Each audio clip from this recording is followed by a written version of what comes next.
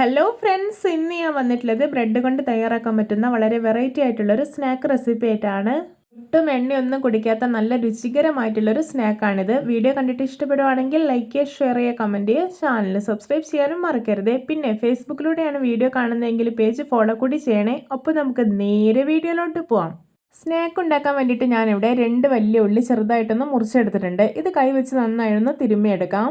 ഇതിലോട്ട് 1 table spoon ഇഞ്ചി വെളുത്തുള്ളി ചതച്ചതും 2 പച്ചമുളക് ചെറുതായിട്ട് അരിഞ്ഞതും ഇട്ടുകൊടുക്കാം.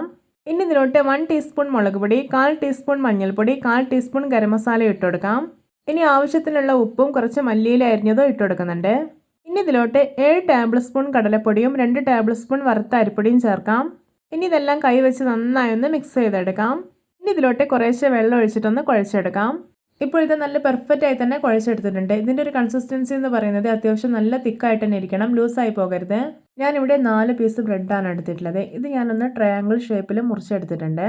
ഇനി ഓരോ ബ്രെഡ് പീസ് എടുത്തിട്ട് നമ്മൾ തയ്യാറാക്കി വെച്ചിരിക്കുന്ന ഉള്ളി മസാലക്കൂട്ടുണ്ടല്ലോ, അത് ഇതിൻ്റെ 2 ഭാഗത്തും നല്ല പോലെ ഒന്ന് കവർ ചെയ്തെടുക്കാം.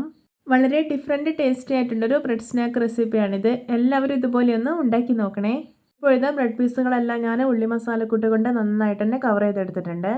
ഇനി ഇത് ഒട്ടും പൊട്ടി പോകാതിരിക്കാനും എണ്ണ കുടിക്കാതിരിക്കാനും വേണ്ടിയിട്ട് നമുക്ക് ഒരിക്കൽ കൂടി ഇത് കവർ ചെയ്തെടുക്കാം. അതിനായിട്ട് ഞാനിവിടെ 2 പീസ് ബ്രെഡും ഒരു 5 ടേബിൾ സ്പൂൺ റവയും കൂടെ ഒന്ന് പൊടിച്ചെടുത്തിട്ടുണ്ട്. അതിലിതിട്ട് കൊടുക്കാം, എന്നിട്ടൊന്ന് കവർ ചെയ്തെടുക്കാം.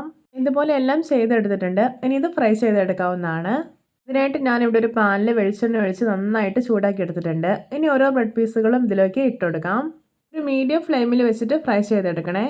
ഇപ്പോൾ ഇതിൻ്റെ ഒരു ഭാഗം എല്ലാം നന്നായിട്ട് മൊരിഞ്ഞ് വന്നിട്ടുണ്ട്. ഇനി ഇതൊന്ന് തിരിച്ചിട്ട് കൊടുക്കുകയാണ്.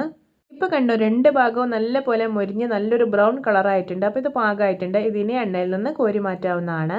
ഇതാ നമ്മുടെ രുചികരമായിട്ടുള്ള ബ്രെഡ് നിറച്ചത് റെഡി. നോക്കി എത്ര പെർഫെക്റ്റ് ആയിട്ടാണ് റെഡി ആയിട്ടുള്ളത്. കാണാൻ തന്നെ എന്തൊരു ഭംഗിയാണല്ലേ. കാണുന്ന പോലെ തന്നെയാണ് കഴിക്കാനും സൂപ്പർ ടേസ്റ്റിയാണ്.